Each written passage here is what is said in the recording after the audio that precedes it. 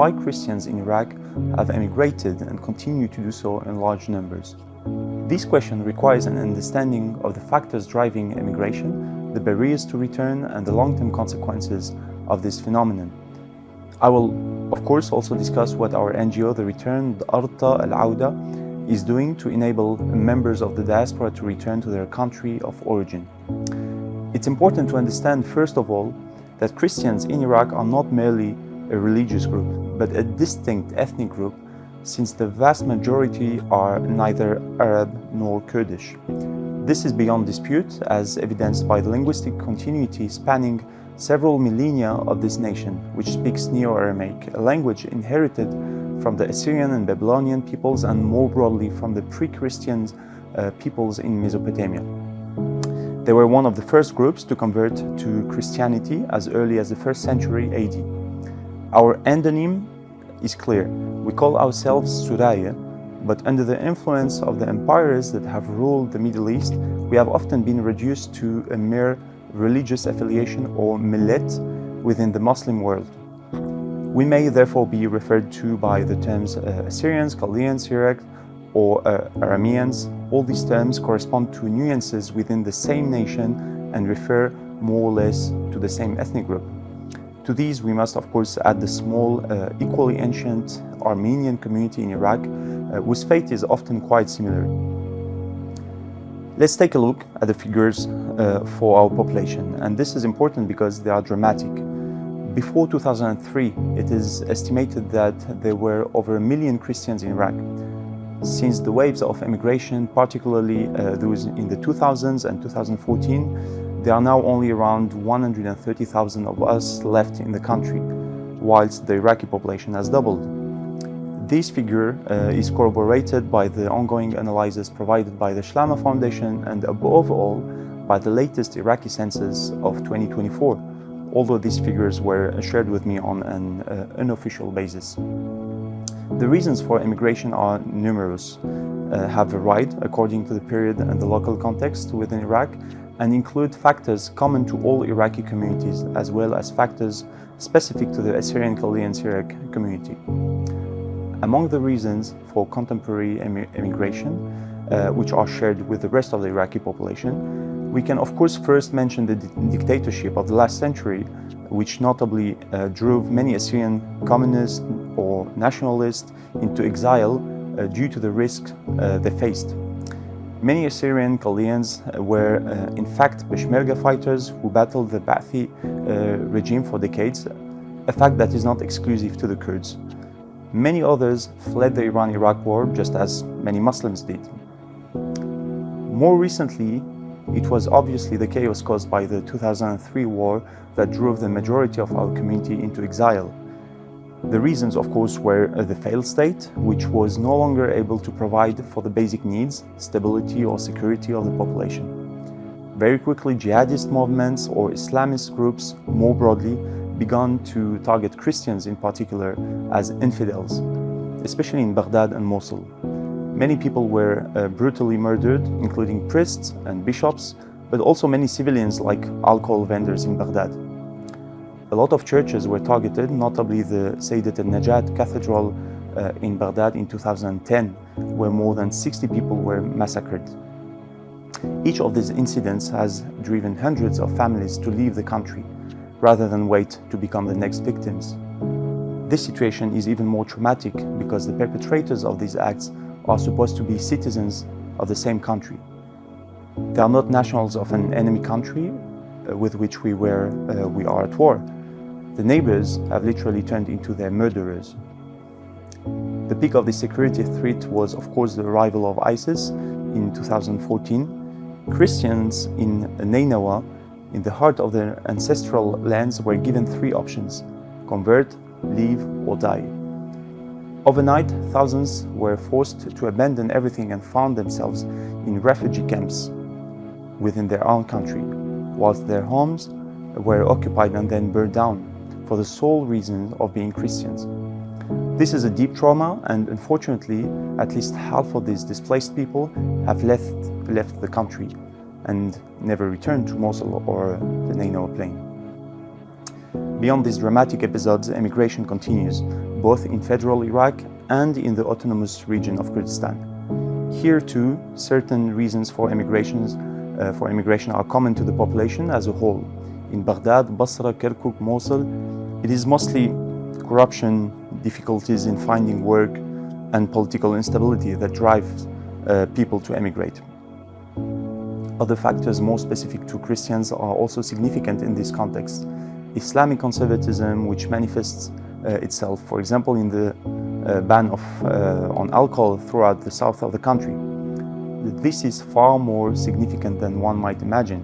Christians thus find their freedoms restricted by the laws of a religion that is not their own, when even whilst they are in their own country.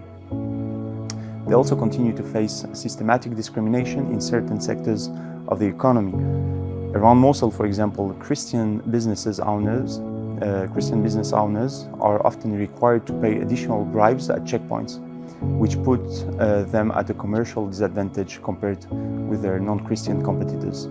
The autonomous region of Kurdistan is a unique context that presents challenges different from those in the rest of Iraq. The security situation has been far better than in federal Iraq since 2003, with very few attacks, although the US presence in recent months has shown that the region can also be targeted. However, this security and political stability is not enough to prevent emigration among both Kurds and Assyrian Chaldeans. The common reasons are, of course, the wage crisis since 2014 and the freeze on recruitment in the civil service, difficulties in accessing essential services such as water and electricity, and the withdrawal of investment from public education and health services in favor of extremely expensive private institutions. Consequently, there are graduates, dentists, doctors who are real assets to the region, yet who choose to emigrate because the government allows them neither to be employed in the public sector nor to practice in the private sector. Engineers graduate only to find their qualifications lead to no employment opportunities due to a lack of sufficient industry, for example, in the IT sector. The brain drain is catastrophic and affects all communities. It is all the more so against a backdrop of nepotism and tribalism, which dictate social life in Kurdistan. In the autonomous region, another factor is more specific to the Assyrian Chaldeans: the general or systematic Kurdification of local narratives from educational to foreign relations.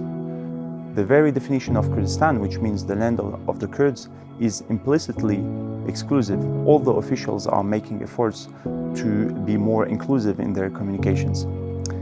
Yet a very large part of what is now the autonomous region of Kurdistan, notably the areas stretching from Erbil to the Turkish border via Duhok and Zaho, has for centuries been the cradle of the Assyrian Chaldean community.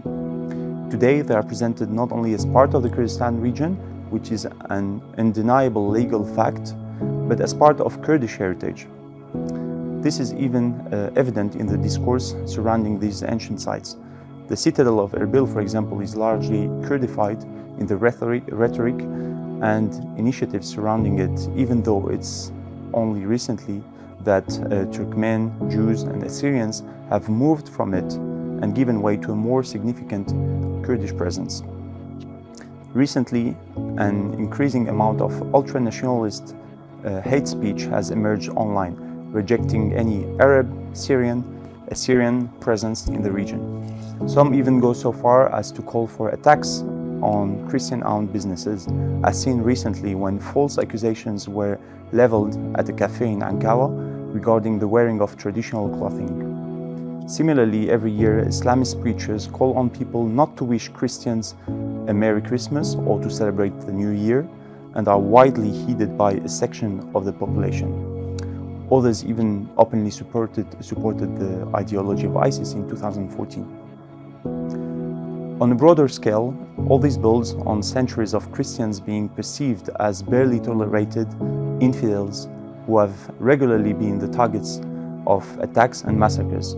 The most recent of these date back barely 10 years, with the arrival of Daesh.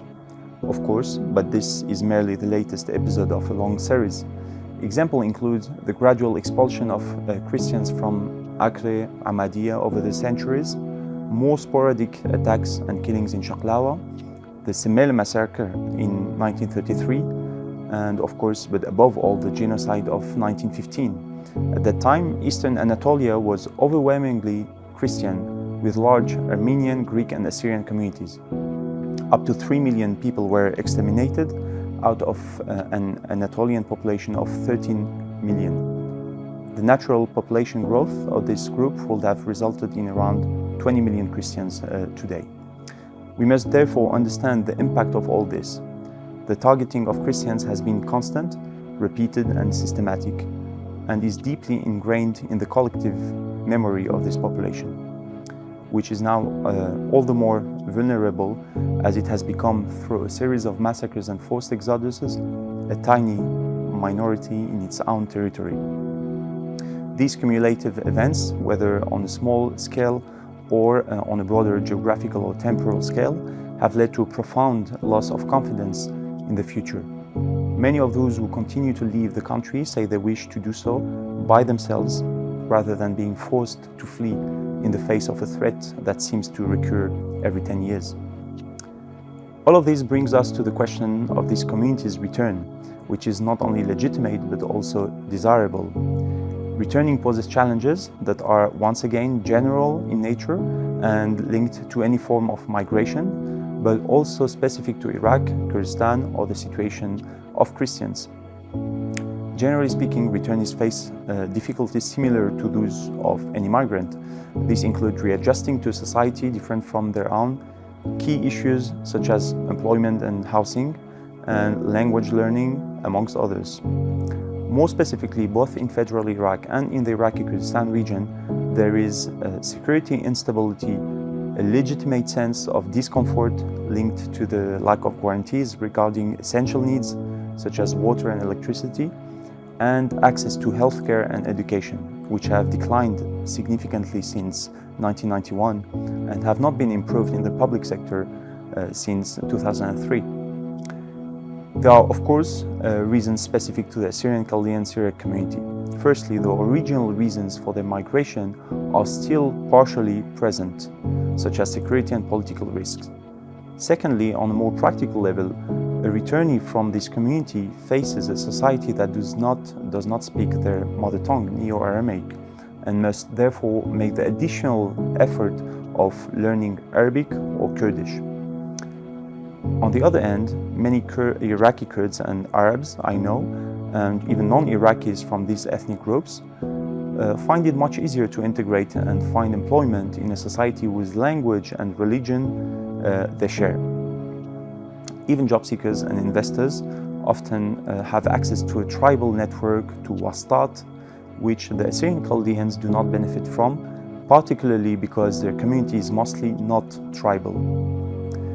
For returnees, it's also important to consider the fact that individual freedoms are far less guaranteed in both Iraq and Kurdistan, particularly freedom of expression, moral freedoms, and more specifically, women's freedoms, which are significantly more restricted than in the Western world.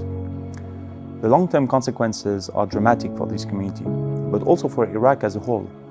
This could result in a permanent historical loss, the disappearance of one of the world's oldest Christian communities, as well as the disappearance of a Mesopotamian civilization and language dating back thousands of years. Iraq will therefore lose part of its ethnic and religious diversity, its indigenous population, and more practically, an often well-educated and skilled community that is a crucial asset to the country. In response to this, we have set up an NGO called The Return, which aims to reverse migration trends by bringing back Assyrian Chaldean Syriac people from the diaspora. 90% of this community has been exiled in just a few decades, and the return should be a national priority. The Return is working on several fronts at the same time, all of which are complementary and essential to the movement's success. Firstly, we need to normalize the very idea of returning. Until now, migrants had never considered returning, largely due to the trauma they experienced and the circumstances surrounding their departure. Moreover, it's always difficult to return when one has built a whole new life in another country, particularly in the Western world, which, despite its many challenges, at least offers a degree of stability and guarantees in terms of human rights and individual freedoms. This is why the return communicates as widely as possible through its own media channels, but also via the mainstream and community press, both in Iraq and within the diaspora. We must show that life here is better than they imagine. We are witnessing the emergence of a new generation of children and grandchildren of immigrants who are returning to the country with a fresh perspective, unburdened by the traumas of the past, and who have a deep desire to return, or at least to reconnect with their roots. At the same time, returning must be practically feasible. We provide case-by-case support to future and current returnees with all their needs, as far as possible: administrative matters, housing, employment, social reintegration, and learning local languages. We have also produced a very comprehensive guide covering these issues, which is available on our website. Of course, all these efforts will be virtually in vain without a fundamental and far-reaching improvement in the political, economic, and social situation in Iraq and in the Kurdistan region. In this regard, part of our work involves developing a strategy to raise awareness among local and international policymakers about this cause. We must therefore create an environment encouraging to the return of diaspora communities, and this work will obviously benefit not only those returning, but also and above all, those who have never left the country. Returning home must not simply be a matter of rhetoric or an official stance. Concrete action and investment are required, along with material and financial support for our initiative. And we wish to act as partners with the governments in Baghdad and Erbil to achieve this.